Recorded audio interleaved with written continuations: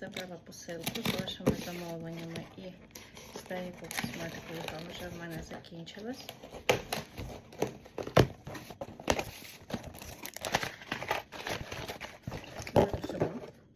Мої клієнти знають, що кремчики я даю на розлив спочатку, а потім вигідно замовити отаку 100 грамівку. Її набагато довше вистачає. Якщо ви хочете 50 мл, можу замовити. Якщо точно вам підходить крем, краще візьміть 100, буде вигідніше. Ось такі BB-креми просто ідеально лягають, гарно вирівнюють. Такий так само під очі кремчик розгладжує дрібні зморшки, дуже класний. Це також на замовлення ретинол. Кому потрібен підбір догляду, пишіть, все допоможу. Ну і, звичайно, без подарунків ніяк. Ще поклала мені косметичку, ну і багатько пробників. Тому нагадую, в Тернополі, хто ще не має свого косметолога, звертайтеся до мене. Не звертайте увагу на мій зовнішній вигляд.